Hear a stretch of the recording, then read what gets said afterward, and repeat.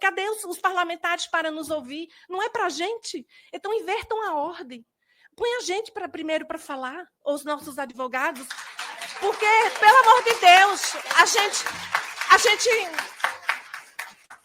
Então, é isso que eu faço, a mudança de ordem, porque, cadê? Nós, familiares, estamos todos aqui, mas nós já sabemos a dor de cada um. Cadê os parlamentares para nos ouvir? Porque se eles têm a caneta... Gente, doutor Hélio, com todo respeito, me dê mais um pouquinho só, porque são 2 anos e meio que a gente espera por uma fala. O que acontece? Cada vez que vocês prolongam, são pessoas que estão morrendo. Cada vez que espera, inocentes morrendo a cada dia, família desestruturada. Eu desenvolvi um problema seríssimo de ansiedade, de pânico. Não posso ver meu filho, um jovem psicólogo que, graças a Deus, lá dentro, como somos católicos, ele falou, mãe, eu vou ajudar as pessoas aqui, eu vou atender. E ele passou todos os 7 meses lá dentro, ajudando pessoas. Esse tecinho, ele fazia da camiseta dele. Ele rasgava o tecinho e na hora do sol eles rezavam. Ele saiu 15 quilos a menos. Se ele ficasse mais um mês, ele ia sair morto.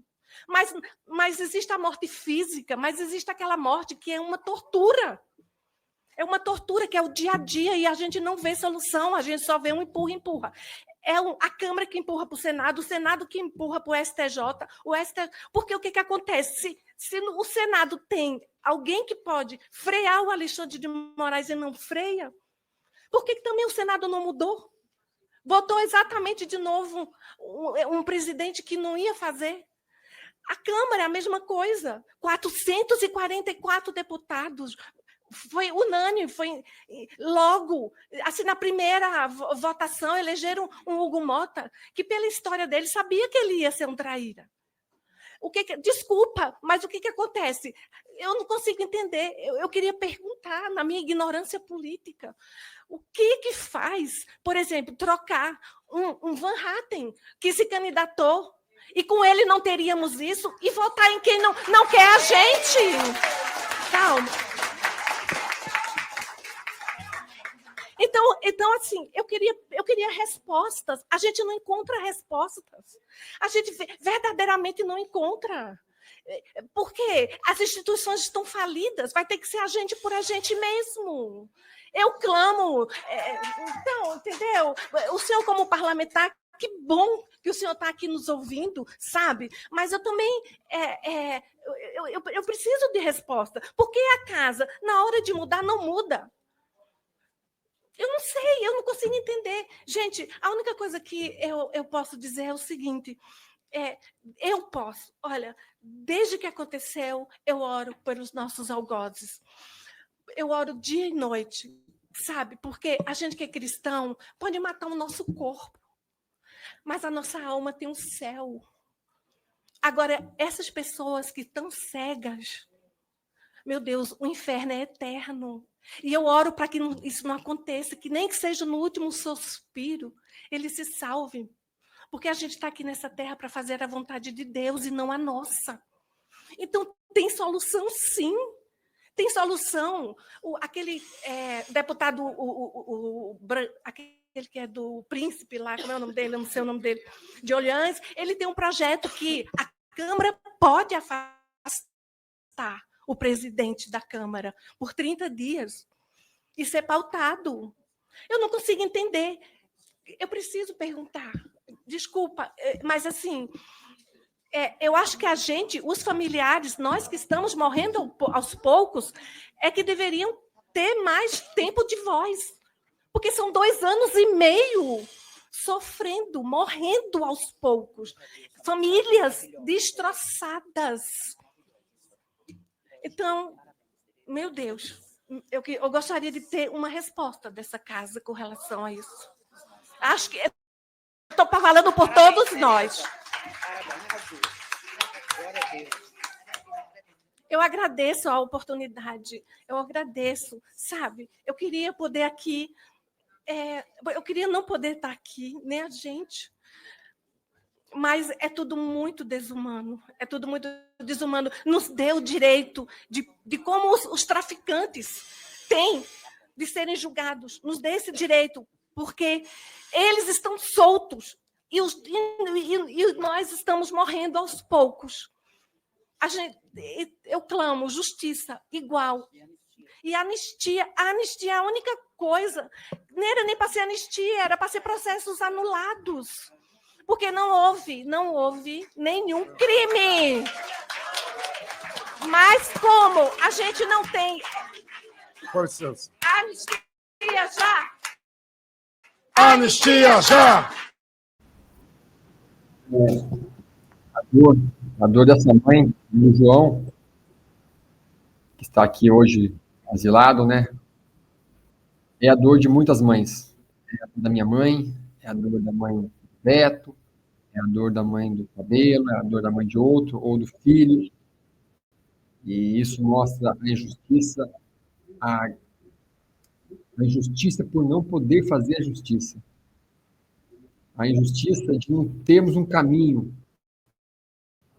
A injustiça de estarmos perdidos num caminho sem luz, parece que sem fim. Porque respostas que não são respondidas, questões que ficam em nossas mentes por dias e dias, o porquê. E aqueles que muitas vezes deveriam estar lá por nós, que deveriam estar fazendo por nós, muitos se calam, muito acham que o tempo de vocês é diferente do nosso. Um dia nosso é diferente do seu dia. Talvez o seu dia você vê passar como outro. Aqui não. Quem está preso, um dia é uma eternidade. Quem está exilado, um dia é uma sofrência de não saber como vai pagar o aluguel, não está recebendo dinheiro, não ter ajuda, está esquecido. Então, que vocês possam entender que o tempo de vocês não é o nosso tempo. Se for esperar o tempo de vocês, pode ser que seja tarde demais. Porque há muitos santos que possam estar aí para, infelizmente, como do Clezão, escorrer aí nas mãos aí novamente. Vamos lá que não vamos perder a esperança, mas vamos fazer coisas que deem mais resultado direto, ser mais... sei que é importante fazer audiência pública, eu sei que é importante vir aqui, mas temos que fazer coisas que dê mais ação, mais resultado direto, sabe? Chega de ficar pedindo somente anistia, chega de ficar fazendo fazer coisa lá na Paulista, em manifestação na Paulista, manifestação no Rio de Janeiro. Precisamos agora de coisas que dê resultado direto, porque o tempo realmente está acabando. Vamos ouvir o Rafa.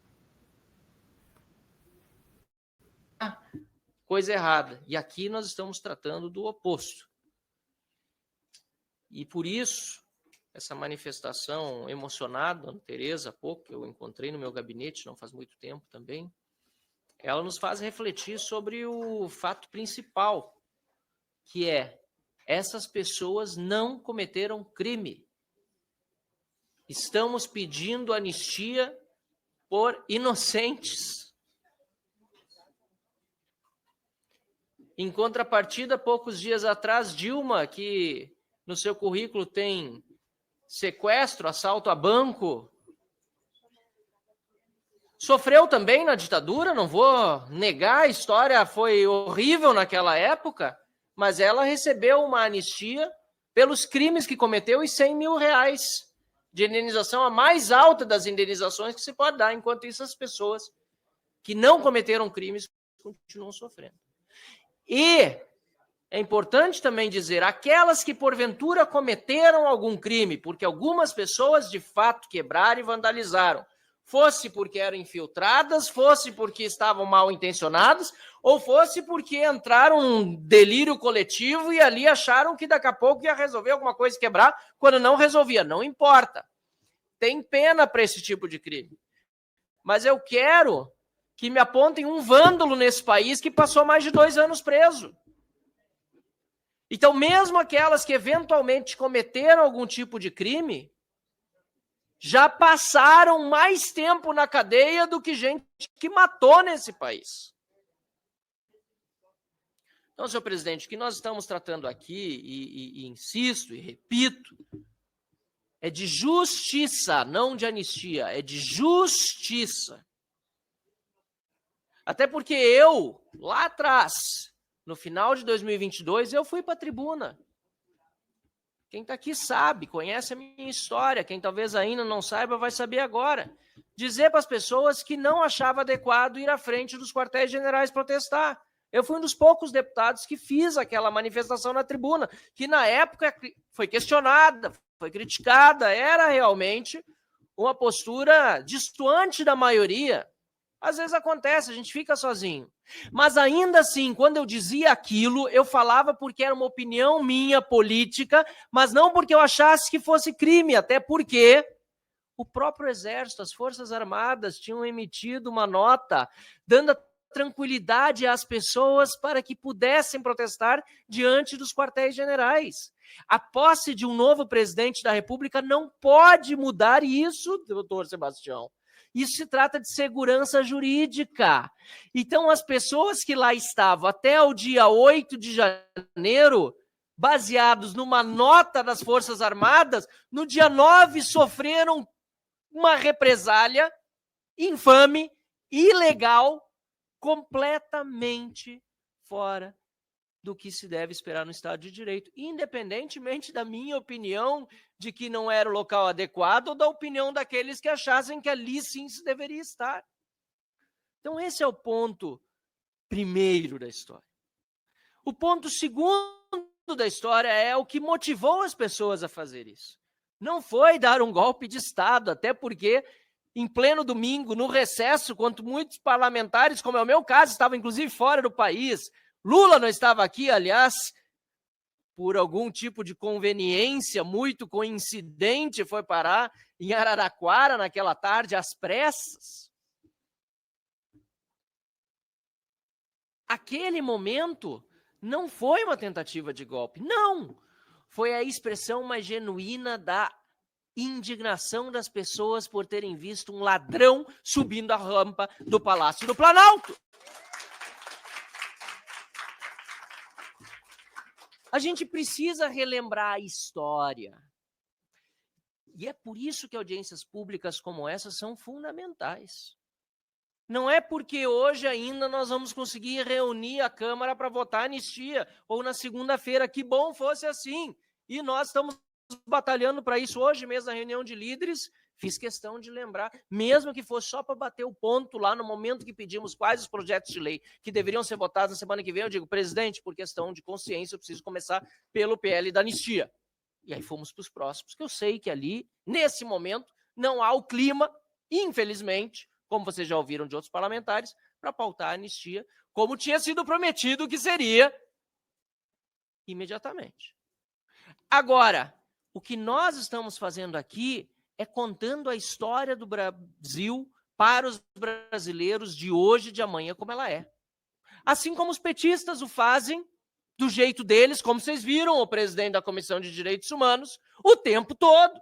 Nós temos que falar da nossa forma, do lado da justiça e de Deus, o tempo todo também.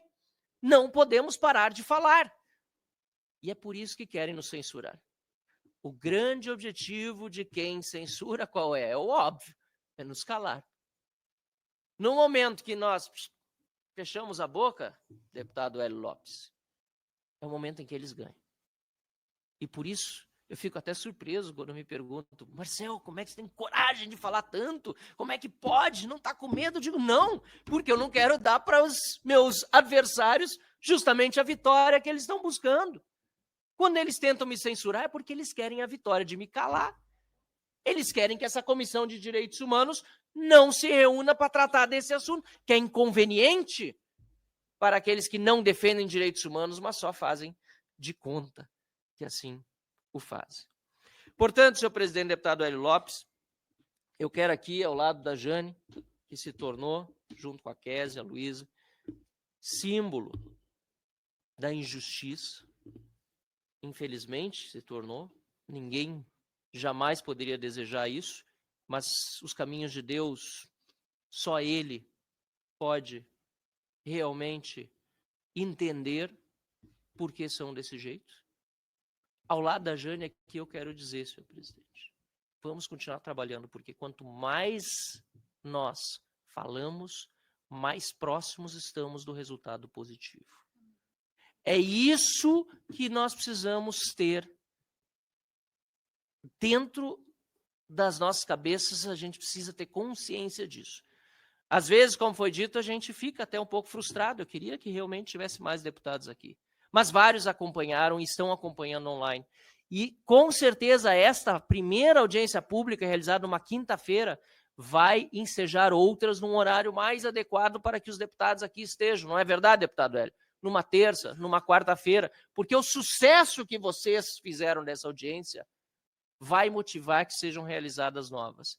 E repito, para concluir, num tom extremamente otimista, porque eu nunca vou deixar de ficar esperançoso quando eu vejo pessoas boas do meu lado.